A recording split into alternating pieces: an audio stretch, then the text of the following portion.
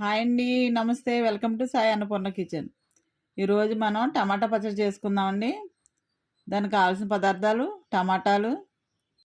ఇలా టమాటాలని ముక్కల కింద కట్ చేసుకొని పక్కన పెట్టుకుందాం.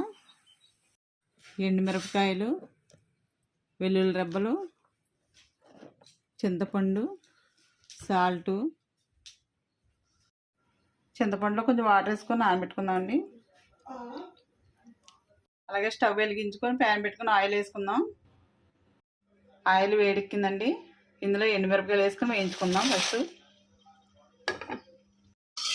ఇలా ఎండుమిరపకాయలు వేగిపోయిన తర్వాత తీసి పక్కకు పెట్టుకుందామండి.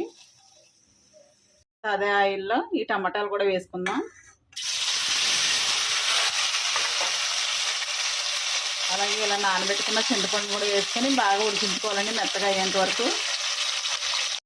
ఇలా టమాటాలు కూడా మెత్తగా ఉడికిపోయిన తర్వాత స్టవ్ ఆఫ్ చేసుకొని టమాటాలు ఈ ఎండుమిరపకాయలు కూడా బాగా చల్లార్చుకొని మిక్సీ వేసుకోవాలండి. ఎండుమిరపకాయలు చల్లారిపోయిన తర్వాత మిక్సీ జార్లో వేసుకుందామండి. ఇందులోనే కొన్ని వెల్లుల్లి రెబ్బలు కూడా వేసేసుకుందాం. కొద్దిగా సాల్ట్ కూడా వేసుకొని మిక్సీ పట్టుకుందామండి. ఇలా పౌడర్ చేసుకున్న తర్వాత ఇందులో ఉడికించిన చింతపండు టమాటా ఉంది కదండి, అది కూడా వేసేసుకొని మిక్సీ పట్టుకోవాలండి.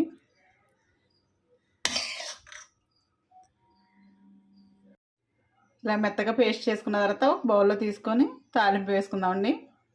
పచ్చడి తాలింపు కోసం చిన్న ముగ్గులు పెట్టుకొని ఆయిల్ వేసుకుందామండి. ఆయిల్ వేడైన తర్వాత ఆవాలు జీలకర్ర వేసుకుందాం. అలాగే మినపగుళ్ళు కూడా వేసుకుందాం. వెల్లుల్లి రెబ్బలు కూడా వేసుకుందాం. కొన్ని ఎండుమిరపకాయలు కూడా వేసుకుందాం. ఇవి వేగిన తర్వాత కొంచెం కరివేపాకు కూడా వేసుకొని అందులోనే కొంచెం ఇంగు వేసుకుందామండి. బాగా కలుపుకొని వేయించుకొని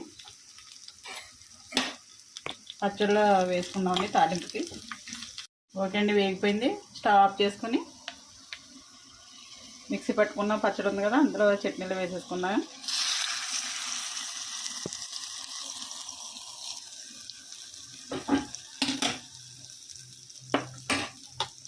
అంతే అండి, రెడీ అయిపోయింది. మనకు కావాలంటే నిల్వ ఉండాలనుకుంటే ఈ పచ్చడి తాలింపు పెట్టకుండా ఫ్రిడ్జ్లో పెట్టుకుని కావాల్సినప్పుడల్లా తాలింపు పెట్టుకోవచ్చండి. ఇది చాలా టేస్ట్గా ఉంటుందండి.